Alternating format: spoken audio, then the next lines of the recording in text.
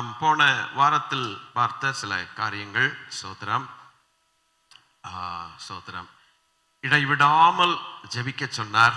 அந்த இடைவிடாமல் ஜெபிக்கிற சிந்தை. இரண்டாவது, ஸ்தோத்திரம், இடைவிடாமல் மற்றவர்களுக்காக ஜெபித்தல். இடைவிடாமல் தேவனை தேடுகிறது முதல் பாயிண்ட். போன வாரம் பாயிண்ட். இதுல ஒரு 4-5 பாயிண்ட் இருக்குது. ஒன்னா பார்க்கலாம். ரெண்டாவது பாயிண்ட் என்னன்னா, இடைவிடாமல் மற்றவர்களுக்காக ஜெபித்தல். அப்படின்னா மற்றவர்களை ஆவிக்குரிய ரீதியிலே பார்த்து அவர்களை பாராட்டக்கூடிய ஒரு பழக்கம். இது யாருக்கு இருக்கும்னா, எல்லாருக்கும் இருக்காது. ஆவிக்குரிய மக்களுக்கு இருக்கும். ஆவிக்குரிய மக்கள் ஜெபிக்கிறவர்களாய் இருக்க வேண்டும். அப்படி ஜெபிக்கிறவர்கள் தேவ பக்தி உள்ளவர்களாய் இருக்க வேண்டும். தேவ பக்தி உள்ளவர்கள் தேவ பயம் உள்ளவர்களாய் இருக்க வேண்டும். அல்லேலூயா. இந்த ரூட் எப்படி வருது பாருங்க, அந்த லைன் எப்படி வருது பாருங்க. தேவ பயம், தேவ பக்தி, ஜெபிப்பார்கள், தேவ சமூகத்தில் முழங்கால் படியிடுவார்கள். அப்படிப்பட்டவர்களுக்கு மற்றவர்களுக்காய் ஜெபிக்கிறதுக்கான ஒரு பழக்கம். எங்க போய் இது முடியுது பார்த்தீங்களா? நீங்க சொல்லலாமே, புரிந்து கொண்டு சொல்லலாமே. முதலாவது ஒரு மனுஷனுக்குள்ளே தேவ பயம் காணப்பட வேண்டி இருக்குது. தெய்வத்துக்கு பயம், தேவ பக்தி. தேவ பக்தி இருக்கிறவன் தேவ பயத்திலே வருவான். தேவ பக்தியும் உண்டு. அதற்கு பிறகு தேவ பக்தியும் பயமும் இருக்கிறவன் தேவ சமூகத்திலே, ஹல்லேலூயா, அவன் தேவனை தேட ஆரம்பிப்பான். முழங்கால் படியிட்டு தேவனை தேட ஆரம்பிப்பான். ஒரு நாள் லீவாவது போட்டு தேவனை தேட ஆரம்பிப்பான். யாக்கோபு ஜெபித்தது போல தன் மனைவி பிள்ளைகள் எல்லாம் யாப்போக்கு என்கிற ஆற்றுக்கு அந்த பக்கம் கொண்டு போய் தொல்லையெல்லாம் கொஞ்சம் தூக்கி எரிஞ்சு போட்டு தேவனோடு கூட உறவாடுகிற ஒரு மனுஷனாக காணப்பட்டானே. அல்லேலூயா. இவனை குறித்து எத்தனை வருஷம் எத்தனை நாள் தியானம் பண்ணாலும் அது பழசா போக மாட்டேங்குதுயா. இது அது உற்சாகத்தை தான் நமக்கு கொடுக்குது. அல்லேலூயா. அவன் பார்த்தான், வருஷம் பூரா வாழ்நாள்ல எதுக்குடா நம்ம சண்டை போட்டோம்? எதுக்கு சண்டை போட்டோம்? இந்த ஒரு பொம்பளையை தேடி ஆசையா போனேனே, அவன் மேல எனக்கு பிரியம் வந்துருச்சு. அவர் மாமா கட்டி கொடுப்பாருன்னு சொல்லிட்டு என்ன செஞ்சேன்? நல்லா 7 வருஷம் ஊழியம் செஞ்சேன் மாமாவுக்கு. மாமா வேலையை காட்டிட்டார், வித்தையை காட்டிட்டார், ஏமாற்றி விட்டார் அப்படின்னு அவன் பார்த்தான். அப்போ இன்னொன்று கட்டி கொடுத்துட்டு 2ஐயும் வாங்கி வச்சுட்டு, ஸ்தோத்திரம், 2ஐயும் சம்பாதிச்சான். இல்லையா? சம்பாதிச்சுட்டு மூட்டை முடிச்செல்லாம் கொண்டு வந்து வதன்னு பெத்து, ஸ்தோத்திரம், ஒரு பெரிய பேர்டனோட வர்றான். ஆனால் அவனுக்கு காலம் செல்ல செல்ல அவன் தாத்தாவுக்கு கர்த்தர் கொடுத்த வாக்கு தத்தம், அவங்க அப்பாவுக்கு கர்த்தர் கொடுத்த வாக்கு தத்தம், அவன் வித்து, அந்த ஆண்டவருடைய வாக்கு தத்தத்தின் வித்து இவனுக்குள்ள இருந்தபடினாலே அவனை சும்மா விடல. சாது சுந்தர் சிங் ஐயா ஒரு கதையை சொன்னார். அவர் ரொம்ப சின்ன சின்ன கதைகளை சொல்லிட்டு தான் போவார். கதைகளை சொல்லிட்டு போவார். ரொம்ப சிம்பிளா இருக்கும். ஒரு நாள் ஒரு விஞ்ஞானி இருந்தானாம். அந்த கதைகள்ல எனக்கு ரொம்ப பிடிச்சி என்னுடைய இருதயத்தை கரைச்சி விட்ட கதை இது. ஒரு விஞ்ஞானி, அவர் இந்த பறவைகள் அதெல்லாம் கொஞ்சம் அந்த மாதிரி இயற்கை அப்படி ஆராய்ச்சி செய்கிற ஒரு விஞ்ஞானியாம். ஒரு நாள் திடீர்னு வின்டர் சீசன் வந்துருச்சு. பயங்கர கோல்டு, பனி பெய்ய ஆரம்பிக்கிற சீசன். அப்போ சில பறவைகளை அவர் கொஞ்சம் ஆராய்ச்சி பண்ண ஆரம்பித்தார். இந்த பறவைகள் இந்த வின்டர் சீசன்ல என்ன பண்ணுது? ஒரு குறிப்பிட்ட ரகத்தை சேர்ந்த பறவைகள், ரொம்ப இன்ட்ரெஸ்டிங்கா இருக்குது இந்த ஸ்டோரி. அது பறந்து வெயில் எங்க அடிக்குதோ அந்த நாட்டுக்கு பறந்து கும்பல் கும்பலா போகுது. விலங்குல கதை சொன்னா கூட வேண்டாங்கிறீங்களா? போகுது. அப்போ ஒரு ஸ்டடி பண்ணியிருக்கிறார். இவ்விதமான பறவைகளுக்கு குளிர் செட் ஆகாது. குளிர் இருக்கிற வரைக்கும் இருக்குது. ரொம்ப குளிரான உடனே அது பாட்டுக்கு பறந்து போயிருச்சு அப்படின்ட்டு. அப்போ பார்த்தார், நினைச்சாராம், இந்த பறவைகள்லாம் ஏன் அங்கே வெயிலில் கடந்து சாகணும்? நல்லா ஜில்லுன்னு இருக்குல்ல, இங்கேயே இருக்கலாம்ல, ஏன் அங்கே போயிருக்கு? சே, இது அப்படி விரும்புதே எப்படி அப்படின்ட்டு கொஞ்சம் வருத்தப்பட்டு, இவர் நம்ம ஒன்று செய்யலாமா ஒன்று செய்யலாமான்னு யோசனை வந்துச்சு. நேராக ஒரு வெயில் அடிக்கக்கூடிய நாட்டுக்கு போய் அங்கே போய் முட்டை போடுது. அது அங்கே போய் முட்டை போட்டோன்னே அந்த முட்டையை தூக்கிட்டு வந்துட்டார். இவர் தூக்கிட்டு வந்து குளிர் நிறைஞ்ச தான் பகுதியில் அதை அடகாத்து இந்த குஞ்சுகள் பொறிச்சிட்டா இந்த குஞ்சுகளுக்கு இந்த ஜில்லுங்கிற கிளைமேட்டு சின்ன வயசுலேருந்து செட் ஆகும். சின்ன வயசுல தொட்டில் பழக்கம் வேண்டாம் அப்படின்னு நம்ம ஊர் ஆட்கள் சொல்றாங்கல்ல. அப்ப இந்த பறவை மறந்துடும் நினைச்சிட்டு அவர் குஞ்சு பொறிக்க வச்சு ஜம்மளந்து குஞ்சுகளும் கொயின்னு உட்கார்ந்துருக்குதுன்னு வச்சுங்களேன். கொஞ்சம் வளர்ந்துட்டு இந்த வளர்ந்த பிறகு இந்த குஞ்சுகளுக்கு பார்த்துச்சு, இன்னும் ஒரு கும்பல் இன்னும் போகாத அப்பா அம்மா தாத்தா பாட்டி எல்லாம் அங்க இருக்குது, புரியுதா, பறவைகள்ல. அது பார்த்துச்சு கொயின்ட்டு பார்த்தோன்னே எங்க தாத்தா பாட்டி அப்பா அம்மா எல்லாம் மாமா எல்லாம் இன்னும் போகல, ஒரு செட்டு போகுதுன்னு சொல்லி அதோட சேர்ந்து பறந்து போயிடுச்சு. பறந்து போச்சான். சாது சொல்றாரு இந்த மாதிரி கதையெல்லாம் சொல்லி என்னதான் கடைசியில் அவர் உணர்த்துறாருன்னா, அவர் அந்த விஞ்ஞானி ரொம்ப கவலையாயிடுச்சான். நான் நினைச்சது ஒண்ணு, இது பாத்தியா எப்படி இருக்குது, இதை மாத்த முடியுதா? மாத்தவே முடியல. அது போலதான் பரலோகத்துக்கு உரியவர்கள் பூலோகத்துல இருந்தாலும் அந்த நேரம் வரும்போது கோடி ரூபாய் கொடுத்தா கூட அவங்கள அடக்கி வைக்க முடியாது. பட்டுன்னு பறந்து போயிடுவான் அவன் பாட்டுக்கு. இந்த கதையை சொல்லி சுவிசேஷன் சொல்றார். திபெத் பக்கம் போய் சொல்றார். அந்த மனுஷனை ரொம்ப, அந்த தேவதாசனை ரொம்ப பிடிக்கும். அவருக்கு பேரு the man of bleeding feet என்று பேர். apostle of bleeding feet, apostle of 20th century ன்னு பேர் அவருக்கு. bleeding feet அதாவது கால் வெடிச்சு ரத்தம் வந்துகிட்டே இருக்கும். மலைகள்லையும் குகைகள்லையும் தான் இருப்பார். பனி கட்டிகள் மேல நடப்பார். அந்த கிராமங்களுக்கு போவார். டலை லாமாக்களுக்கு சுவிசேஷன் சொல்ல கர்த்தர் அவரை அழைத்தார். அடிக்கடி திபெத்துக்கு போவார். சமயம் கிடைச்சா புக்ஸ் கிடைச்சா வாங்கி வாசிங்க, ரொம்ப ரொம்ப பிரயோஜனமா இருக்கும். உங்க வாழ்க்கை, விசுவாச வாழ்க்கையை ரொம்ப எழுப்பி விட்டுரும். அல்லேலூயா.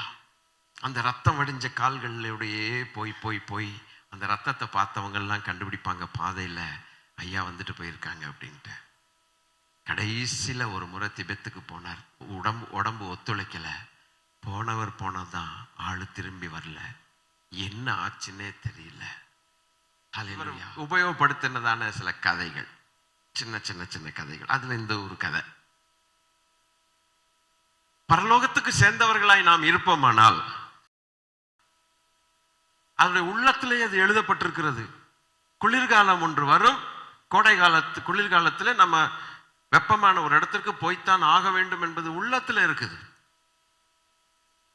குஞ்சு எங்க பொறிக்குதுங்கிறது அதை பொறுத்து இல்லை, அது பிளட்ல இருக்கிறது தான் இடத்துக்கு போய் தான் ஆக தேவ பக்தியும் தேவ பயமும் உள்ள பரிசுத்தமாய் வாழ்ந்து சத்திய தேவனை பின்பற்றுகிற ஆண்டவர் இயேசு கிறிஸ்துவுக்கு சேவகம் செய்கிறதான பிள்ளைகள் என்னதான் எந்த சூழ்நிலையில வந்தாலும் நேரம் வரும் பொழுது டப்புன்னு முட்டை வெடித்து குஞ்சு பொறித்து தன் சகாக்களோடு சேர்ந்து அது பறந்து போனது போல, அல்லேலூயா, அப்படித்தான் அதற்கு ஆயத்தமாய் இருக்கிறவர்கள் அப்படித்தான் இருப்பார்கள்.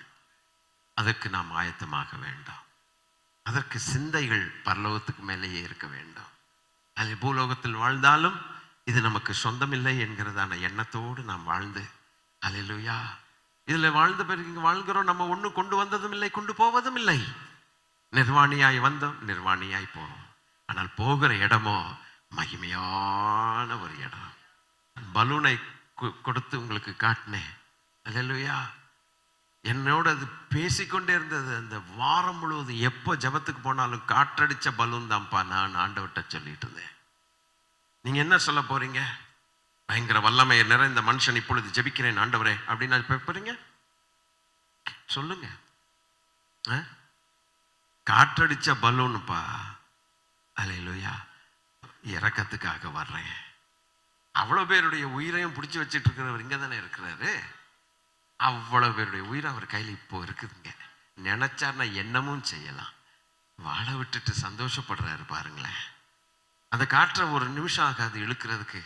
ஆண்டவர் சமூகத்தில் அப்படித்தான் நம்ம போக வேண்டியிருக்குது. தேவனே, காற்று உள்ள இருக்குதுப்பா, உம்முடைய காற்று உள்ள இருக்குது. ஹல்லேலூயா. நடமாடுறேன், அவ்வளவுதான். பொட்டுன்னு நீங்க ஒரு நாள் எடுத்துட்டீங்கன்னா இது நீ பயன்படாத சரீரமா மாறிடுது. எவ்வளவு கோடி ரூபாய் கொடுத்தும் ஒரு வாங்குறவன் எவனாவது இருப்பான்?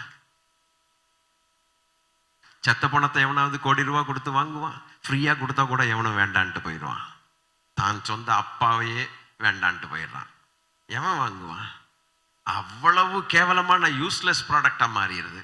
இதை கொண்டு போய் மண்ணில் புதைச்சி போட பார்க்கவே கூடாது முகத்தை, அப்படிங்கிற அளவுக்கு போயிருதே.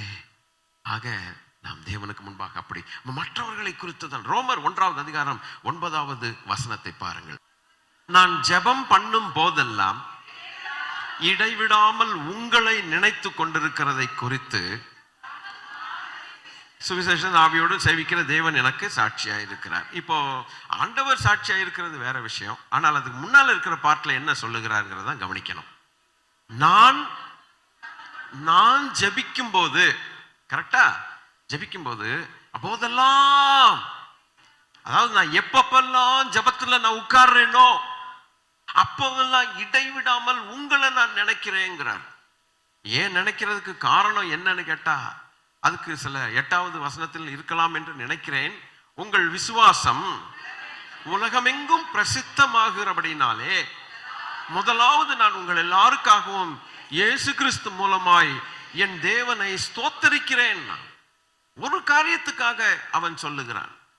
உங்க விசுவாசம் உங்களோடு மாத்திரம் இல்ல, உங்க வீட்டோடு மாத்திரமல்ல, உங்க சொந்தக்காரர்கள் மாத்திரமல்ல, உங்க பட்டணத்தில் மாத்திரமல்ல, உலகத்துல எங்க போய் கேட்டாலும் உங்களை தாயா பேசுறான் ஜனங்கள் அப்படிங்கிறான். ஹல்லேலூயா. என்ன எப்படி பாத்தீங்களா? உலகத்துல எந்த மூலை முடுக்குல போய் சுவிசேஷத்தை சொன்னா உடனே உங்க டாபிக் தான் எடுக்கிறாங்க. உங்க பேரை சொல்ல ரோமாபுரியில இருக்கக்கூடிய சபையார் அப்படிங்கிறாங்க. ஆஹா, அப்படின்னா என்னையா விசேஷம் ரோமாபுரி சபையில அப்படின்னா, சார் பயங்கரமான ஆட்கள் சார், பயங்கரமான விசுவாசம் ஐயா, நான் பார்த்துட்டேன்ல, கேள்விப்படுறோம், பயங்கர எழுப்புதலா இருக்குதாமே, செத்தவன் டப்பு டப்புன்னு எந்திரிச்சிடுறாங்க, விசுவாசிகள் ஜெபம் பண்ணி செத்தவனை எழுப்பி விட்டுறானுங்க, ஐயோ பயங்கரமா இருக்காங்க ஐயா அப்படின்னு சொல்லி உலகத்துல பேசிக்கிறாங்க உங்களை பத்தி. அப்ப உங்க விசுவாசம் எந்த அளவுக்கு ஸ்ப்ரெட் ஆயிருச்சு பத்தீங்களா? ஸ்ப்ரெட்னா என்ன அர்த்தம்? பரவுதல் அர்த்தம். அத பவுலடிகள் சொல்றாருன்னா ஒரு பேச்சுவார்த்தைக்கு சொல்றாரா? உங்களை கொஞ்சம் எழுப்பி அப்படி தட்டி விடுறதுக்காக அவர் சொல்றாரு. எல்லாரும் சொல்லுங்க, அப்படியா? தாஜா பண்றதுக்காக அப்படி நம்ம பாஷையில பொய்ய ஊதி விடுறாரா?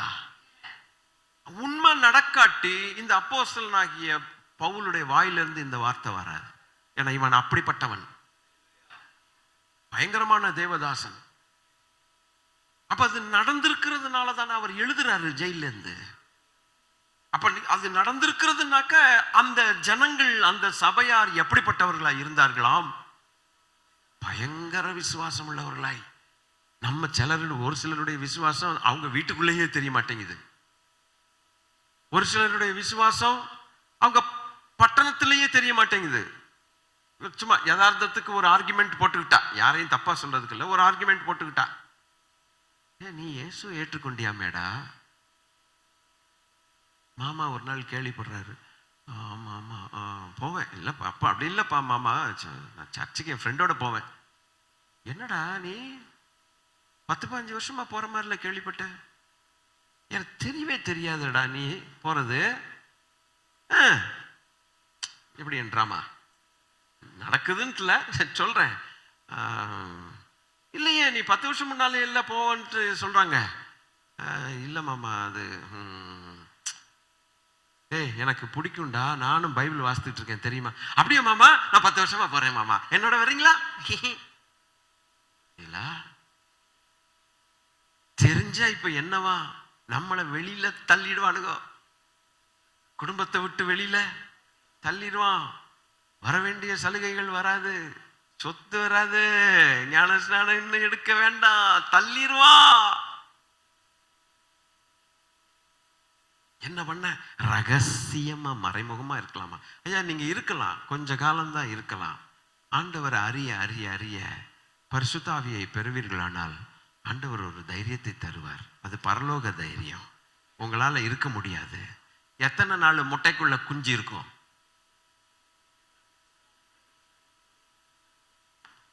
ஒரு லெவல் தான், ஒரு டைம் தான், பட்டுன்னு அது வெடிக்கும்.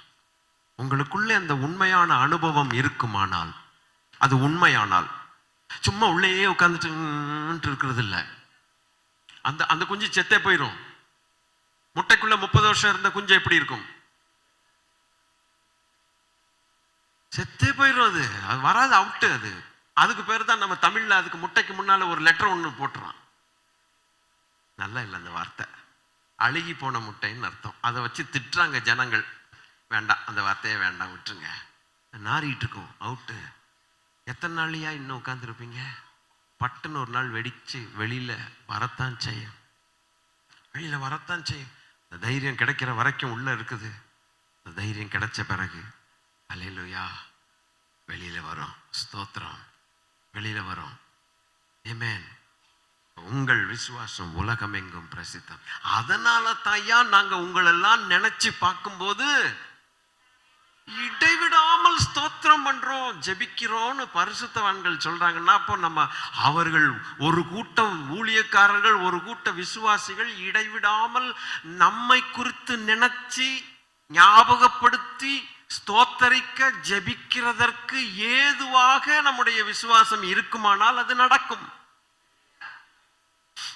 என்னை குறித்து ஒன்றும் சொல்லிக்கிறதுக்கு ஒன்றுமே இல்லைன்னா அவன் இன்னொருத்தன் எப்படி ஜெபம் பண்ணுவான்? இவன் இருக்கிற இடம் தெரியல, போகிறதும் தெரியல, சர்ச்சுக்கு போகிறாங்களா, இவங்க ஆண்டவருடைய பிள்ளைங்களா என்னென்ன தெரியாதப்பா, அந்த குடும்பமே எனக்கு தெரியாது அப்படின்னா எதை நினைச்சு ஸ்தோத்திரம் பண்ண முடியும்? ஊழியக்காரர்களும் அப்படிதான். ஒரு சில குடும்பங்களை நினைச்சா பயங்கரமா ஸ்தோத்திரம் பண்ண முடியுது. அப்பா நன்றி, ஆஹா அந்த விசுவாசத்தை பார்த்து ஆண்டவரே நன்றிப்பான்னு சொல்லுவேன். ஒரு சில குடும்பத்தை கொடுத்தா என்னதான் நடக்குது தெரியல, பைபிளே தொடாத குடும்பமா இருக்கு, எப்படி நான் ஸ்தோத்திரம் பண்ண முடியும்? நியாயம்தானே? நியாயம்தானா? நியாயம்தானா இல்லையா நீங்க சொல்லிக் கொள்ளுங்க, நான் ஒன்றும் தப்பா பேசல. அப்போ அந்த சபையாரை குறித்து தானே, அந்த சபையாருடைய குடும்பங்கள் எல்லாரையும் குறித்து ஒரு பரிசுத்தவானுக்கு பயங்கர குதூகலமும் நன்றியும் வருதுன்னா, அவர்களுடைய அந்த எக்ஸம்பிளரி லைஃப் ஆஃப் ஃபெய்த் எவ்வளவு ஒரு மெச்சிக்கொள்ளப்படக்கூடிய அளவுக்கு இருக்குவானார். அது இல்லாதபடிக்கு ஒன்றும் சொல்றதுக்கு ஒன்றும் இல்லைன்னு அவர் சொல்லிட்டாருன்னா எப்படி இருக்கும்? ஆக இது ஒரு அனதர் இடைவிடாமல் இது ஒரு காரியம். இன்னொரு வசனத்தை சொல்லிட்டு நான் வேகமா போறேன். 2 திமோத்தேயு 1 அதிகாரம் 3 வசனம். நான் இரவும் பகலும் இடைவிடாமல் என் ஜெபங்களில் உன்னை நினைத்து உன் கண்ணீரை ஞாபகம் பண்ணி சந்தோஷத்தால் நிறையப்படும்படிக்கு உன்னை காண வாஞ்சையாயிருந்தேன். போதுங்க, இது போதுங்க. அதுலயே நிறைய செய்தி இருக்குது. என்ன இருக்குது பார்த்தீங்களா? நான் இரவும் பகலும், இது பொய் சொல்றானா? ஐயோ தெய்வமே, பொய் சொல்றானா? பின்னால இருக்கவங்க சொல்லுங்க, பவுல் பொய் சொல்றாரா? அவர் உண்மைதானே சொல்றாரு. இரவும் பகலும். அப்ப இருங்க இருங்க இருங்க இருங்க இருங்க இருங்க இருங்க இருங்க இருங்க அப்ப இரவும் பகலும்னா, அப்ப இரவும் பகலும் ஒரு ஜெபிக்கிற ஆளுன்னு தானே அர்த்தம். இரவும் பகலும் ஜெபிக்காத ஆளு எப்படிங்க மற்றவனுக்காக ஸ்தோத்திரம் பண்ண முடியும்? நீங்க கேளுங்க, அந்த கேள்வியை கேட்கணும். ஆர்குமெண்ட். ஒரு மனுஷனுக்கு இரவும் பகலும் ஜெபிக்கிற பழக்கம் இருக்குன்னா, உண்மையா செய்யறான்னா, அவனுடைய இம்மிடியட்டா ஞாபகம் வர்றது என்னன்னு கேட்டா, இந்த சபையார் தான் ஞாபகம் வர்றாங்க, தீமோத்தேயு தான் ஞாபகம் வர்றான்.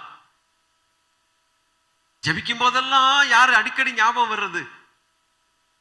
தீமோத்தேயு. அவன் சொல்றான், நான் இரவும் பகலும் இடைவிடாமல் என் ஜெபங்களில் உன்னை நினைத்து உன் கண்ணீரை ஞாபகம் பண்ணி சந்தோஷத்தால் நிறையப்படும்படிக்கு உன்னை காண வாஞ்சையாயிருந்து. அப்படின்னா நீ கண்ணீர் வடிக்கிற பயங்கரமான சூழ்நிலைகளை போய் கொண்டிருக்கிற அந்த சூழ்நிலையில நான் உன்னை சந்திக்க ஆசைப்படுகிறேன். நான் சந்தித்தால் உனக்கு ஆறுதல் கிடைக்கும் அப்படின்னு சொல்றான். நீ படுகிற பாடு ஊழியத்தின் நிமித்தம், நீ படுகிற பாடு கிறிஸ்துவின் நிமித்தம், படுகிற பாடுகள் உண்டு. கண்ணீரோடு நீ இருக்கிறாய், எனக்கு தெரியும், உன் கண்ணீரை நான் ஞாபகப்படுத்திக் கொள்ளுகிறேன்ங்கிறான். அதே வார்த்தை இருக்குது, உன் கண்ணீரை ஞாபகம் பண்ணி. யாருடைய எப்படிப்பட்ட கண்ணீரை ஞாபகப்படுத்த முடியும் ஜெபத்துல? உலகத்துக்காகவும் தங்களுக்காகவும் சுயத்துக்காகவும் கண்ணீர் வடித்திருக்கிற அந்த கண்ணீரை ஞாபகப்படுத்த முடியுமா? சொத்து வரலையே என்று கண்ணீர் வடிக்கிறதை ஞாபகப்படுத்த முடியுமா? கிழவிகள் பேச்சை பேசி காலத்தை வீணாக்குகிறவர்களை ஞாபகப்படுத்தி ஸ்தோத்திரம் பண்ண முடியுமோ? பாவத்திற்கு பிறகு பின்னாலே ஓடி போய் தண்ணீரை போல பருகிக் கொண்டிருக்கிற சிலரை ஞாபகப்படுத்தி ஸ்தோத்திரம் பண்ண முடியுமோ?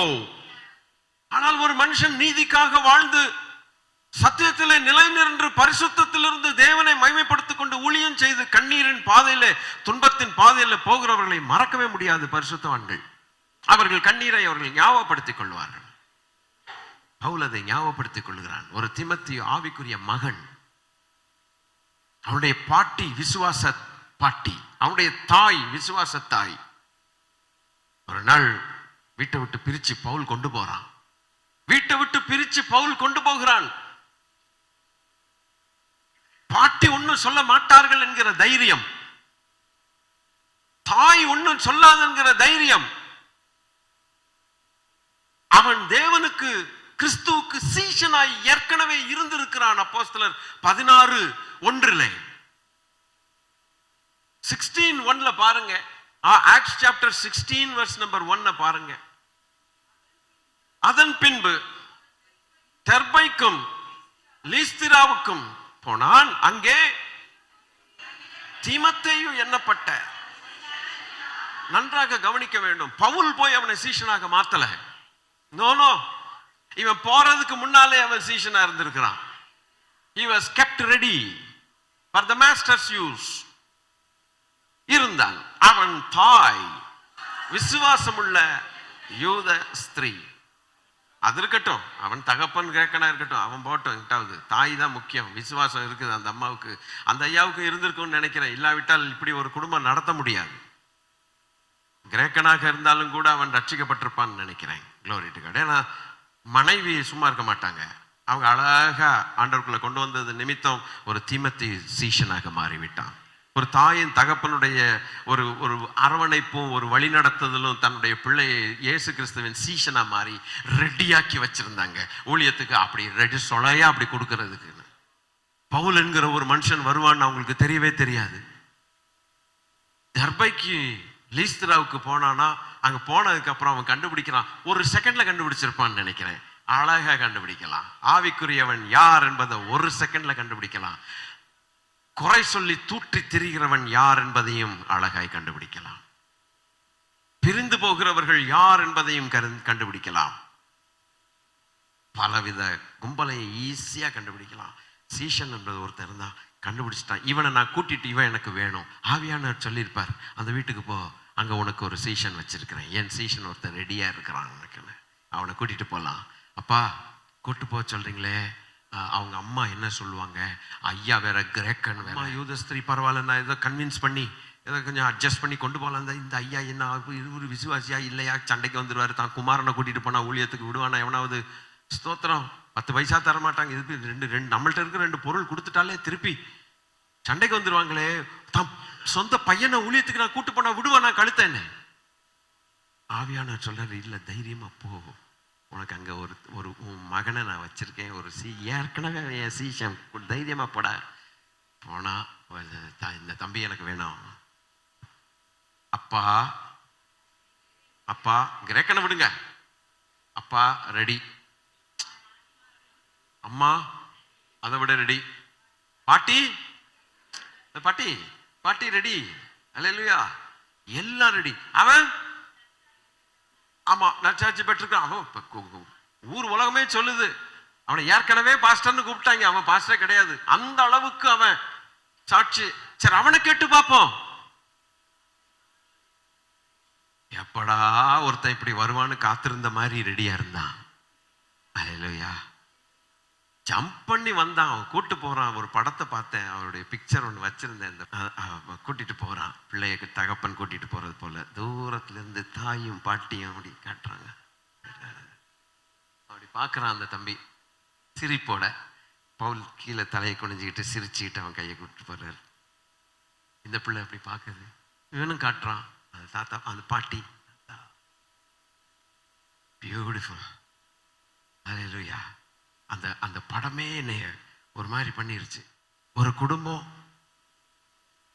அவங்க பிள்ளைய தயார் பண்ணிட்டு ஊழியத்துக்கு அனுப்புறதுக்கு அவ்வளவு ஆசையா அனுப்புறாங்கன்னா, பாடுகள் நிறைந்த ஊழியத்துக்கு ரெடியா கொடுக்குறாங்க.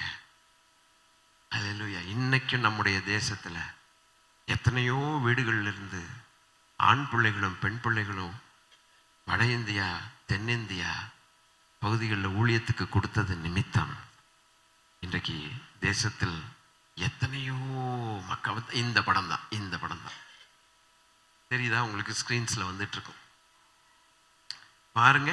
அல்லேலூயா. அந்த பையன் திமத்தி வாலிப பையனா இருக்கான். அது யாரோ வரைஞ்சிருக்காங்க, அதுதான் உண்மையான அன்னைக்கு பிடிச்ச படம்னு நான் சொல்ல மாட்டேன். இருந்தாலும் என் இருதயத்துக்கு அது ரொம்ப மகிழ்ச்சியா இருக்குது. அங்க தூரத்துல தாத்தாவும் சாரி பாட்டியும் அம்மாவும், பவுல் பாருங்க எப்படி கொண்டு போறாரு, எப்படி கொண்டு போறாரு பார்த்தீங்களா? பின்னால யாரோ ஒரு யாக்கோபோ யாரோ ஒரு சீசன் இருப்பான், அவன் பார்க்குறான் இதெல்லாம் என்னதான் நடக்குதுன்ட்டு. பவுல் நைஸா திருடிட்டு போயிடுறாரு பார்த்தீங்களா? நைஸா தள்ளிட்டு போயிடுறாரு பார்த்தீங்களா? சுட்டுட்டு போயிட்டாரு. பாட்டி தாத்தா, பாட்டி அம்மா சோத்திரம், அம்மா சோத்திரம், பிரைஸ் லார்ட், திருப்பி வருவியாடா? தெரியாது. பாட்டியை கேட்டு பாருங்க, இந்த பிள்ளைய இப்படி பறி கொடுத்துட்டீங்களே, திருப்பி வருமா அந்த பிள்ளை? தெரியாது.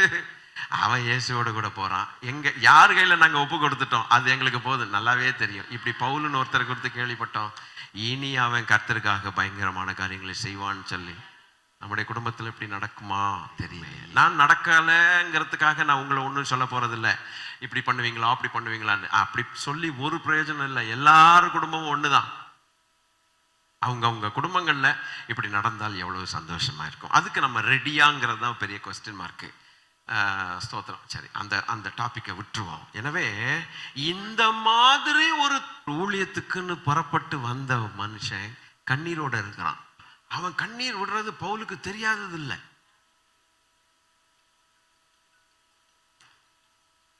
எப்படி வளர்த்திருக்கிறாங்க. சீஷர்கள் கூட்டம் பெருகிச்சா, விதவைகள் அன்றாட பராமரிப்புல விசாரிக்கப்படவில்லையா? சீஷர்கள் கூட்டம் வேற பெருகுது. பிரேக்ஃபாஸ்ட்டுக்கு பார்த்துக்கிறதுக்கு ஆள் இல்லை, லஞ்சு என்ன வேணும்னு செய்யறதுக்கு ஆள் இல்லை, டின்னருக்கு என்ன அப்படி கேன்டீன்ல மெயின்டைன் பண்றதுக்கு ஆள் இல்லை, ரெக்கார்ட் கிளர்க்ஸ் கிடையாது. என்னையா கூட்டம் மாத்திரம் பெருகிட்டு இருக்கு, எங்களை கவனிக்க யாருமே இல்லைன்னு விதவைகள், கிரேக்க விதவைகள் ஒரே கம்ப்ளைண்ட், முறுமுறுத்து அப்போஸ்தலர்கள்ட்ட போய் கம்ப்ளைண்ட் பண்ணியிருக்காங்க. அது போய் அவங்க ஒன்று சொன்னாங்க, நல்லா இருக்குது, நீங்க சொல்ற கோரிக்கை கரெக்டு தான், நியாயம்தான். எங்களை போய் நீங்க ரெக்கார்ட் கிளர்க்கா இருக்க சொல்றீங்களா? அது நிச்சயமா முடியாத காரியம். நாங்களும் தேவ வசனத்தை, வேத வசனத்தை போதிப்பதிலும் ஜெபத்திலும் உபவாசத்திலும் இடைவிடாமல் நாங்கள் அது ஒரு இடைவிடாமல், அது அடுத்த இடைவிடாமல். அது ஆனா ஒண்ணு செய்யறோம், பரிசுத்த ஆவியினாலும் ஞானத்தினாலும் நற்சாட்சி பெற்ற 7 பேரை நாங்க உங்களுக்கு கொடுக்குறோம். கதை தெரிஞ்ச கதை தான், இருந்தாலும் இன்னைக்கு அதை தியானம் பண்ணும்போது ரொம்ப இனிமையா இருக்குது பாருங்க.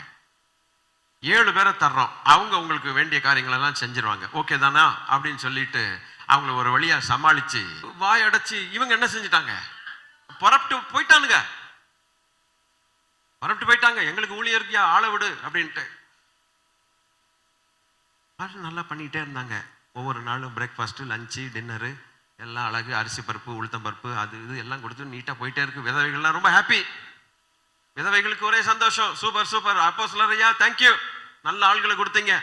திடீர்னு 2 பேர் அங்க உட்கார்ந்து இருந்தாங்க. ஒருத்தன் ஸ்தேவான்னு, இன்னொருத்தன் யாருன்னு தெரியல. இது என்ன கற்பனை கதை. உடனே அங்க இருந்து ஒரு கடிதாசு வந்துச்சு, ஸ்தேவான்னு ஆலோசனை சங்கத்துல இருந்து கூப்பிடுறாங்க அப்படின்னு. பக்கத்துல இருக்கவன்கிட்ட சொல்லியிருப்பான், டே என்னை கூப்பிடுறாங்கடா, நீ பாத்துக்கிற, நீ போ மச்சான், நீ போ, நான் பாத்துக்கிறேன். நாளைக்கு நான் லீவ் போட்ட அன்னைக்கு ஒரு நாளைக்கு நீ எனக்கு வந்து பாத்துக்க என் டியூட்டிய. என்னத்தையோ நடந்திருக்கும் இப்படி. உடனே ஸ்தேவான் போயிட்டார். என்ன ஏதுன்னு கூட தெரியாம ஓடிட்டான். அங்க போனதுக்கு அப்புறம் இவன் டியூட்டியை செஞ்சுட்டு இருக்கிறான். விதவைகளுக்கு என்ன செய்யணுமோ போனவன் காணண்டா, 10 நிமிஷத்துல வர்றேன்னு சொல்லிட்டு போனவன், அப்பா 5 மணி நேரம் ஆச்சு, ஆளை காணோம். சரி, என்னமோ சூடா நடக்குது போல, அங்க விடு.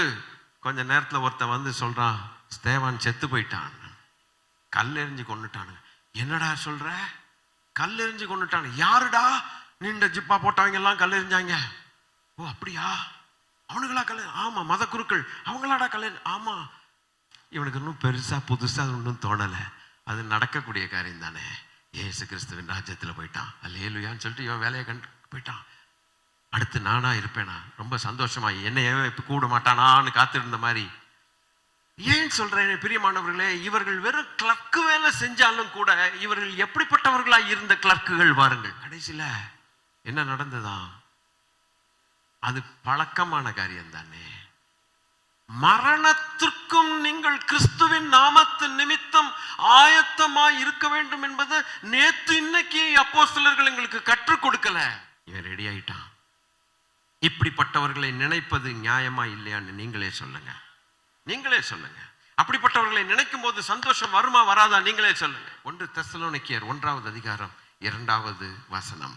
தேவனுக்கு பிரியமான சகோதரரே, உங்கள் விசுவாசத்தின் கிரியையையும் உங்கள் அன்பின் பிரயாசத்தையும் நம்முடைய கர்த்தராகிய இயேசு கிறிஸ்துவின் மேலுள்ள உங்கள் நம்பிக்கையின் பொறுமையையும் நம்முடைய பிதாவாகிய தேவனுக்கு முன்பாக நாங்கள் இடைவிடாமல் நினைவு கூர்ந்து. இனி அடுத்த சபையை குறித்து, முதலாவது தீமோத்தேயு குறித்து, இப்ப சபையை குறித்து சொல்லும் போது தேவனுக்கு பிரியமான சகோதரரை இவன் கண்டுபிடிச்சு வச்சிருக்கிறான். அதாவது சில ஃப்ரேசஸ் யூஸ் பண்றது மனுஷர்களுக்கு ஒரு பழக்கம். என்னென்ன ஃப்ரேசஸ் எப்படி யூஸ் பண்ணுவோம்? மதிப்புக்குரிய ஐயா, யாரோ ஒரு ஆஃபீஸருக்கு நீங்க லெட்டர் எழுதணும், இல்லை உங்க ஹெட்மாஸ்டருக்கு நீங்க லெட்டர் எழுதுறீங்க. என்ன வேணும்? என்ன வேணும் உங்களுக்கு? ஒரு 2 நாள் லீவ் வேணும். ஒரு 2 நாள் லீவுக்காக அவருக்கு எவ்வளவு சோப் போடுறீங்க? 2 நாள் லீவுக்காக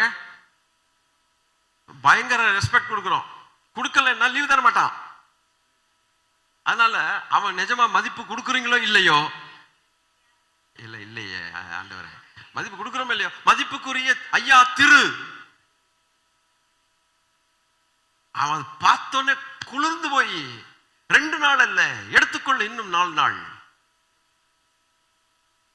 அவங்களுக்குரிய கணத்தை நம்ம கொடுத்தா தான் நமக்கு என்ன கிடைக்குது? கிடைக்குது இல்ல? அது போல இவன் சொன்னான்னா சோப்பு போடுறான்னு. பிரியமான சகோதரர் என்ன, இவன் ஹெட்மாஸ்டருக்கு லெட்டர் எழுதுற மாதிரியா எழுதுனா லீவுக்காக? அன்பின் நிமித்தம் கூட அல்ல. கண்டுபிடிச்சிட்டான் இவன் இந்த சபையார் தேவனுக்கு பிரியமானவர்கள். கண்டுபிடிச்சது நிமித்தம் எழுதுகிறான், அன்பின் நிமித்தம் அல்ல. அன்பின் நிமித்தம் எழுதுறது ஒண்ணு, காரியத்தின் நிமித்தம் எழுதுறது ஒண்ணு. விளங்கல? காரியம் ஆகணும்னா மதிப்புக்குரிய ஐயா திரு தெரு எல்லாமே போட்டாகணும். புரியுதா? அது காரியம். அன்பின் நிமித்தம் உண்மையாகவே அன்பு காட்டி எனக்கு பிரியமான சகோதரனே, அன்பு உள்ளத்திலேருந்து வரும்போது அப்படி எழுதுகிறது பழக்கம் தான். ஆனால் இங்கே அப்படி அல்ல. இவனுக்கு நல்லா தெரியும் இவர்கள் தேவனுக்கு பிரியமானவர்கள். தெரிஞ்சுதான் அவன் அட்ரஸ் பண்றான். அப்படி உங்கள் விசுவாசத்தின் கிரியை, விசுவாசம் இருக்குதுன்னு சொன்னா மாத்திரம் போதாது, கிரியைகள் வேணும்.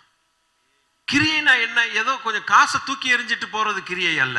அதுவும் ஒரு கிரியை தான், இல்லைன்னு சொல்ல. காசு தூக்கி எறிஞ்சிட்டா போதும்பா, நமக்கு இதுக்கு சம்பந்தம் இல்லை இந்த சபைக்கு, அதல்ல. அந்த கிரியைகளில் தேவன் பிரியப்படுவதில்லை. You must have some sacrifice along with what you give to others. என்னுடைய காசும், என்னுடைய பொருளும், என்னுடைய உடலும், என்னுடைய நேரமும் இங்க ஒன்று சொல்லிட்டாங்கன்னா அதுக்கு நான் சாக்ரிஃபைஸ் பண்ணி ஜபத்தில் உட்காருவேன். அதுதான். அப்ப உன் அன்பின் கிரியைகள், விசுவாசம் கிரியை, உன் அன்பின் பிரயாசம். ஆத்தும பாரத்தோடு ஜபிக்கலாம் வாருங்கள் என்பது அது ஒரு பிரயாசம் எடுத்து நானும் அதுல இருப்பேன். அன்னைக்கு நானும் வருவேன் பாஸ்டர், நானும் ஜெபிப்பேன், உபவாசத்தோடு ஜெபிப்பேன் பாஸ்டர். ஒரு நாள் ஆண்டவர் பாதத்துல நானும் கடந்து விழுகிறவர்களோட நானும் சேர்ந்து விழுவேன். அதான் அன்பின் பிரயாசம். நம்முடைய கர்த்தராகிய இயேசு கிறிஸ்துவின் மேல் உள்ள உங்கள் நம்பிக்கையின் பொறுமை. நம்முடைய பிதாவாகிய தேவனுக்கு முன்பாக நாங்கள் இடைவிடாமல் உங்களுக்காக ஸ்தோத்திரம் பண்ணுகிறோம். அதை நினைச்சு இடைவிடாமல். இவங்க தாங்க அவனுக்கு சப்போர்ட். இந்த சபை ஊழியக்காரனுக்கு சப்போர்ட்டை பார்த்தீங்களா? அந்த ஜனங்கள் எழும்பிட்டாங்க. இந்த 24 இந்த வசனத்தின்படி எழும்புங்க, எழும்புவீர்களாக. நான் உங்களை அப்படி ஆசீர்வதிக்கிறேன், எழும்புவீர்களாக, அப்படி வாழ்த்துறேன். எப்படி? நாங்கள் தேவனுக்கு பிரியமான சகோதரராக எங்கள் விசுவாசத்தின் கிரியை, எங்கள் அன்பின் பிரயாசமும், எங்கள் கர்த்தராகிய இயேசு கிறிஸ்துவின் மேலுள்ள எங்கள் நம்பிக்கையின் பொறுமையும் நம்முடைய பிதாவாகிய தேவனுக்கு முன்பாக எங்களுடைய ஊழியக்காரர்கள் இடைவிடாமல் நினைவு கூறத்தக்கதாக, தேவனே, எங்கள் ஆண்டவரே, எங்கள் ராஜாவே, நாங்கள் இந்த 24 நாங்கள் அப்படி பிரயாசப்பட ஒப்பு கொடுக்கிறோம். தேவன் எங்களை நடத்துவாராக. தேவராஜ்யத்தை கட்டுகிறதில்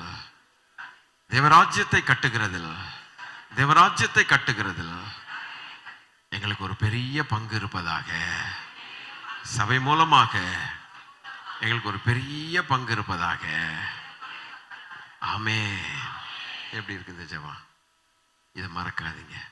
1 தெசலோனிக்கேயர் 1ஆவது அதிகாரம் ஈஸியாக ஞாபகத்தை வச்சுக்கலாம். 1 தெசலோனிக்கேயர் 1:2 1:1-2 எல்லாம் ஃபர்ஸ்ட் அதிகாரத்திலேயே பக்கத்திலே இருக்கு, ஆரம்பத்திலே இருக்குது. எனவே கர்த்தருடைய பிள்ளைகளை சொல்லிட்டான், அது வாழ்க்கையை மாற்றிடணும். சீக்ரெட்டு சொல்லிட்டாரே, இது வரைக்கும் தெரியாத சீக்ரெட் கிடைச்சதேரா, ஓஹோ அப்படின்னு அந்த மாறுறது பார்த்தீங்களா? வாழ்க்கை கொஞ்சம் ஜபத்துக்கு கொஞ்சம் கொஞ்சமா தியாகம் பண்ணி ஜபிக்க ஆரம்பிக்கிறான். பார்த்தீங்களா? இடைவிடாமல். இப்ப இன்றைக்கு இந்த இடைவிடாமல் பல பாடங்கள் வந்தது. என்ன பாடங்கள் வந்தது? இடைவிடாமல் நமக்காக ஒருத்தர் ஸ்தோத்திரம் பண்ணக்கூடிய அளவுக்கு, ஏசையா நமக்காக ஒருத்தர் ஸ்தோத்திரம் பண்ணக்கூடிய அளவுக்கு அவங்கள நம்ம கண்ணீர் ஞாபகப்படுத்தணுமாமே. அப்போ என்னுடைய உபத்திரவம், என்னுடைய கண்ணீர், நான் இயேசுக்காக நிற்கிறது, நான் நீதிக்காக நிற்கிறது, நான் பரிசுத்தமாய் வாழ்றது, நற்சாட்சியோட வாழ்றது என்னை நடத்துகிற பரிசுத்தவானுக்கு ஞாபகமாக போக வேண்டுமாமே. இதை கேட்ட பிறகு அடுத்த வாரத்துல இருந்து என்னன்னு எனக்கு அதுக்கும் சம்பந்தம் இல்லைன்னு போயிடக்கூடாது. அதை வாழ்க்கையெல்லாம் பிராக்டிஸ் பண்ணிடணும். ஒரு மாட்டுக்கு, நல்ல மாட்டுக்கு அவ்வளவுதான். நல்ல விசுவாசிக்கு ஒரு பிரசங்கம் போதும். நல்ல மாட்டுக்கு ஒரு சூடு, நல்ல விசுவாசிக்கு ஒரு பிரசங்கம். வாழ்க்கையை மாத்திடுற மாதிரி. ஒரு சூடு போட்ட மாடு அதுக்கப்புறம் வாழ்க்கையில் என்ன செய்யுது? தப்பாத அது சூட ஞாபகத்தில் வச்சுக்கிட்டே இருக்கும். ஸ்தோத்திரம். அதுபோல அந்த ஒரு பிரசங்கத்துல மாற்றங்கள் வாழ்க்கையெல்லாம் வருமானால் உங்களை குறித்து நான் ஞாபகப்படுத்திக் கொள்ளுகிறதுக்கு எனக்கு வாய்ப்பு உண்டாயிருக்கும். சபை என்பது வந்துட்டு போறது, போடா வேடா வடா இடா போடான்னு தக்காளி பெருங்காயம் வெங்காயம்னு சொல்லிட்டு போறதுக்காக இல்லை. தேவன் எப்படியாவது ஹல்லேலூயா உங்களை எழுப்பட்டுமே எப்படியாவது.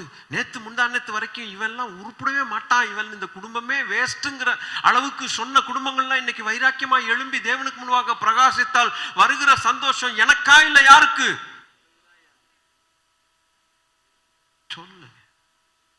எனக்கு தான் இருக்கு. அப்பா அந்த குடும்பம் வந்துருச்சுடா, சூப்பர், ஹல்லேலூயா. சபையில் சேர்த்ததே ஒரு மகாபெரிய புண்ணியம். ஆண்டவர் நம்மை சபையில சேர்த்ததே பயங்கரமான புண்ணியம். தேவன் நம்மை ரட்சித்ததே ஒரு பெரிய பயங்கரமான கிருபை. அது கிடைக்கவே கிடைக்காதையா. ஸ்தோத்திரம். இன்னைக்கு இவன் பின்னால போனா போறதுக்கு ரெடி, அவன் பின்னால போனா போறதுக்கு ரெடி, இவன் பின்னால போறதுக்குன்னா ரெடி. மனுஷர்கள் என்னென்ன சொல்றாங்களோ அத்தனையும் செய்யறதுக்கு எல்லாருமே ரெடியா இருக்கக்கூடிய ஒரு உலகம். தேடி போகிறார்கள். ஆனால் நம்மை தேடி வந்த தெய்வம், நம்மை படைத்தவர் தேடி வந்திருக்கிறார். மனுஷனை தேடி வந்தார். அவர் பின்னால போறதுக்கு இன்னைக்கு ஆட்கள் இல்லை. ஆக அப்படிப்பட்ட சூழ்நிலையில் இருக்கும்போது கிருபையாய் கண்களை திறந்து நம்மை ரட்சித்து நானே உன் தேவனாகிய கர்த்தர் என்பதை நமக்கு விளக்கி காட்டின தேவனுடைய கிருபை எவ்வளவு பெரிதென்று பாருங்கள். ஏசையா அதுவும் விடாதபடிக்கு அது பத்தாது என்று சொல்லி, நான் வரும் அளவும் என் ஆடுகளை நான் பராமரிக்கிறதுக்கு ஒரு இடத்தை ஆயத்தப்படுத்தி அவர்களை கண்காணிப்பேன் என்று சொல்லி ஒரு இடத்தையும் ஆயத்தப்படுத்தி நம்மை இணைச்சு வச்சிருக்கிறாரே. நாம் அவரை விட்டு தூரமாய் போகாதபடிக்கு. அவர் என்னைக்கும் நம்மளை விட்டு தூரமா போகவே மாட்டார். நான் உன்னை கைவிடுவதும் இல்லை, உன்னை விட்டு விலகுவதும் இல்லை என்று சொன்ன தெய்வம் சொல்லிட்டார். ஆனா போறது நம்ம. சொல்லுங்க வாயை திறந்து. போறது யாருங்க? நம்ம தான் போறோம், அவர் இல்லை. சொல்லிட்டாரு, நான் போக மாட்டேன்னு சொல்லிட்டார். உங்களை கை விடுவதில்லை, உங்களை விட்டு விலகுவதும் இல்லை என்று சத்தியதேவன் சத்தியம் வாக்கு பண்ணிட்டார். விலகிறது நம்ம. அதனால நாம் விலகாமல் இருக்கும்படிக்கு ஒரு திருச்சபையும் சொல்லி, கூடுகிற நேரம் எல்லாம் நான் உங்க மத்தியில் நானே வர்றேன்னு வேற சொல்லி, உலகத்தின் முடிவு பறிந்து நான் உங்களோட கூட சதா காலங்களில் இருக்கிறேன்னு சொல்லி வாக்கு தத்தம் பண்ணி 364 நாட்கள் இருக்குதுன்னா 364 நாட்களுக்கும் ஒரு வாக்கு தத்தம் வேதத்துல இருக்குது. இவ்வளவாய் அன்பு கூறுகிற தெய்வம். அல்லேலூயா. நம்ம எவ்வளவு விலகி போறோம் பார்த்தீங்களா? அருமையானவர்களே, எப்படியாகலும் நம்முடைய விசுவாசம் வளராதா? எப்படியாகலும் தேவன் மேல் வச்சிருக்கிற அன்பு பெருகாதா? அந்த ஒரே ஒரு காரியத்துக்கு தான். கொஞ்ச நாள் தான். ஏசையா வரப்போகிறார், சீக்கிரம் வரப்போகிறார். கண்ணிமை பொழுதுல மறுரூபமாகவும் போட்டிருக்கு. இது நடக்க போகிற காரியம். சபை இருக்காது. உலகத்து ஜனங்கள் சர்ச்சை தேடி வருவாங்க, சர்ச்சில் ஆள்கள் இருக்காது, போயிருப்பாங்க, மேல போயிருப்பாங்க. ஊர் உலகம் எல்லாம் புலம்பி அழக்கூடிய நேரம். அது ஒரு கண்ட்ரில இன்னைக்கு பகலா இருக்கு, இன்னொரு கண்ட்ரில ராத்திரியா இருக்கும். இங்க நமக்கு பகலா இருக்குது, அமெரிக்கால ராத்திரியா இருக்குது. பகல்ல தான் நடக்கும்னு கிடையாது. அங்க அவனுக்கு சேவல் கூவுற நேரமா இன்னொரு கண்ட்ரில இருக்கும். இன்னைக்கு சூரியன் உதிக்கிற கண்ட்ரியாக நம்ம கண்ட்ரி இப்போ இந்த நேரத்தில் இருக்கு. இந்த நேரத்தில் வருவார். ஆனால் இங்க இருந்து கிளம்புற கூட்டம் தூங்குற நேரத்துல அங்கிருந்து ராவில் நள்ளிரவில் கிளம்புகிற கூட்டம். சில கண்ட்ரில விடிய காலமா இருக்கும், சில தேசங்கள்ல இப்போ சேவல் கூவுற நேரமா இருக்கும். எந்த நேரத்திலயோ சேவல் கூவுற நேரத்திலமோ, மாலையிலயோ, விடிய காலத்திலோ, நள்ளிரவிலோ, பகற்காலத்திலோ அவருடைய சத்தம் கேட்கும் போது எல்லா தேசங்களிலும் என்ன டைம் அங்க இருந்தாலும், சீதோஷ்ண கால நிலைமைகள் இருந்தாலும், போறவன் அந்த குஞ்சும் அந்த அந்த விட்டுட்டீங்க அந்த முட்டை வெடிச்சு அது வெளியில வந்து சில செட்டு போகும்போது, நான் உன் இனத்த ஆளுதான் பா போலான்னு அது கூட்டிட்டு போனது போல ஒரே நேரத்தில் உலகம் முழுவதும் கர்த்தருடைய பிள்ளைகள் மறுரூபமாகி எழும்புவார்கள். ஒரே நேரத்தில் கல்லறைகள் வெடிக்கும். ராத்திரியோ பகலோ சேவல் கூவுற நேரமோ என்னமோ போ, வெடிச்ச கல்லறைகள் வெடிச்சதான். அவனுக்கு கிறுக்கு பிடிக்கும் பாருங்க. சில கண்ட்ரியில சொல்லுவாங்க நேற்று நைட்டு நடந்தது, இன்னைக்கு நேற்று நைட்டு நடந்ததுமா. சிலர் சொல்லுவாங்க விடிய காலத்துல இப்போ நடந்ததுமா. சில தேசத்துல சூரியன் உதிக்கிற நேரமா இருந்தால், இல்லைங்க பட்ட பகல்ல நடந்துச்சுங்க. பட்ட பகல்ல கண்ணெதிர நினைச்சுங்க, இப்படி இந்த அம்மா கிண்டிக்கிட்டு இருந்துச்சு, உப்புமா டப்புன்னு காணும். நாக்கு வெங்காயம் வெட்டி கொடுத்துட்டு இருக்கேன் குழம்பு வைக்கிறதுக்கு, வெட்டி கொடு அப்படின்னு அங்க இருந்து சொன்னிச்சு. வெட்டிட்டேன்னு சொன்ன சத்தம் காணும். எங்கடான்னு பார்த்தா போச்சே. பல சீசன்ல அது ஒரு ஒரு பல நேரங்கள்ல இருந்து ஒரே நேரத்தில் வானத்தில் எடுத்துக்கலாம். அந்த ஒரு நேரத்துக்காகத்தான் இவ்வளவு பிரயாசங்கள், இவ்வளவு போதனைகள், இவ்வளவு பிரசங்கங்கள், இவ்வளவு எச்சரிப்புகள், இவ்வளவு ஜாக்கிரதை, இவ்வளவு ஒரு எல்லா காரியங்களும் நமக்கு அவசியமா இல்லையான்னு நீங்க சொல்லிட்டு என் ஆத்துமாவே போடுங்க இன்னைக்கு. ஹல்லேலூயா, ஹல்லேலூயா, ஆமென். எந்திரிச்சு ஜெபம் பண்ணுங்க. கர்த்தருடைய பிள்ளைகளே ஜெபம் பண்ணுங்க. ஹல்லேலூயா. நல்லா ஜெபிங்க. ஒரு 2 நிமிஷம் ஜெபித்தாலும் கரெக்டா ஜெபிக்கணும். கெட்ட காரியங்களை வச்சு ஜெபிக்கணும். என்னென்ன கேட்டோம்? ஸ்தோத்திரம், இடைவிடாமல் ஜெபிக்கணும். 2வது, இடைவிடாமல் மற்றவர்களுக்காக ஜெபிக்கக்கூடிய நிலைமையில வரணும். இப்ப ஒரு கேள்வி, நீங்க யாருக்காவது ஜெபம் பண்றீங்களா? அடுத்த கேள்வி, சபைக்கு அட்டெண்ட் பண்ண வந்திருக்கீங்களே நன்றி, யாருக்காவது அப்படி ஜெபித்திருக்கிறீர்களா இல்லையா? அது ஒரு கேள்வி. அப்படி நீங்க ஜெபிக்கிறீங்கன்னா அவர்களுக்காக ஞாபகப்படுத்தி கொள்ளுகிற அளவுக்கு அவர்கள் வாழ்க்கையில ஏதாவது இருக்குதா? அப்படி இருந்தால் இடைவிடாமல் ஸ்தோத்திரம் பண்ண முடியுமே. நம்முடைய குடும்பங்கள் அப்படி ஞாபகத்துல வருதா? ஹல்லேலூயா. தேவன் நம்மை ஞாபகப்படுத்தணுமே, மற்றவர்களுக்காக, மற்றவர்கள் ஜெபிக்க ஞாபகப்படுத்தணுமே. அப்படி ஞாபகப்படுத்துறதுக்கு ஆண்டவர் கேட்டார்னா நம்ம பதில் என்ன சொல்லுவோம்? டேய், உன்னை குறித்து அடுத்தவனுக்கு ஞாபகத்துக்கு கொண்டு வரணும்னா உன்ட்ட என்னடா இருக்கு நல்ல காரியம் அப்படின்னு ஒரு கேள்வி நறுக்குன்னு கேட்டார்னா, ஆண்டவரே என்கிட்ட ஒண்ணுமே இல்லையப்பா, எப்ப பார்த்தாலும் அது இது சண்டை சச்சரவு சொத்து கித்து இப்படியே நான் போயிட்டு இருந்தா எவையா எனக்காக ஜெபம் பண்ணுவான்? கரெக்ட் தானே? கரெக்டா? உங்கள் சகோதரனாக நான் கேட்கிறேன் இந்த வார்த்தை. நம்மளை பார்த்து யாரு ஜெபிக்க போகிறா? நம்மளை நினைச்சு இல்ல, நம்மளை நினைச்சு யாரு ஜெபிக்க போறா? சபைக்கு ஒழுங்காவே வராத ஒரு ஆளை போய் ஜெபிக்க முடியுமா? உண்மையை எதிர்பார்க்கிற தெய்வம். மாற்றிக்கொள்வேன் என்று சொல்லுகிற வார்த்தை அவருடைய இருதயத்தை எவ்வளவு சந்தோஷப்படுத்தும். அந்த ஒரு வார்த்தை உங்கள் வாயிலிருந்து வராதா அப்படின்னு ஆண்டவர் பார்க்கிறார். நான் மாத்திக்கிறேன்ப்பா. சின்ன பிள்ளை போல சொல்ற ஆட்களை ரொம்ப நேசிப்பார் ஆண்டவர். ஹல்லேலூயா, ஹல்லேலூயா, ஹல்லேலூயா. தப்பு கண்டுபிடிப்பது, அந்த நேரத்தில் குறைகள் கண்டுபிடிச்சு சொல்ற நேரம் நாம் வரவேற்க வேண்டாம், நன்றி சொல்ல வேண்டாம். இவங்க யாரு நமக்கு சொல்றதுக்குன்னு சொல்லக்கூடாது. அப்பா, என் தப்ப சுட்டி காட்டுறதுக்கு ஒரு ஆள் இருக்குதேப்பா உலகத்துல, நன்றின்னு சொல்லணும். நான் குணப்படுவேன், இல்லைன்னா போற பாதை எனக்கு தெரியாதுப்பா.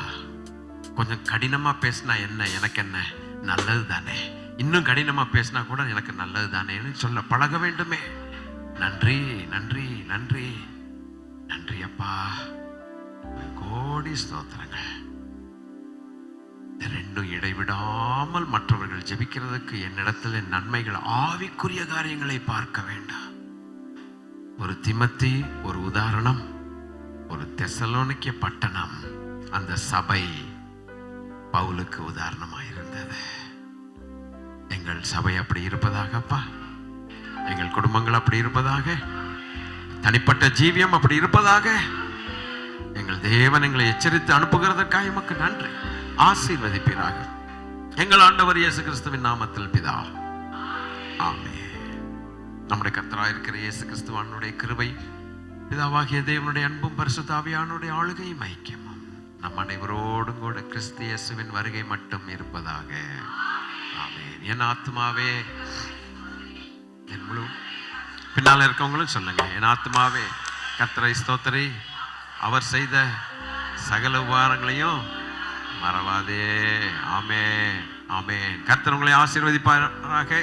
சமாதானத்தோட போய் வாருங்கள். கர்த்தர் தம்முடைய முகப்பிரகாசத்தை உங்கள் மேல் வீச பண்ணுவாராக. இடைவிடாமல் ஜெபிக்கிறவர்களாய் நீங்கள் மாறுவீர்களாக. God bless you. Praise the Lord. God bless you.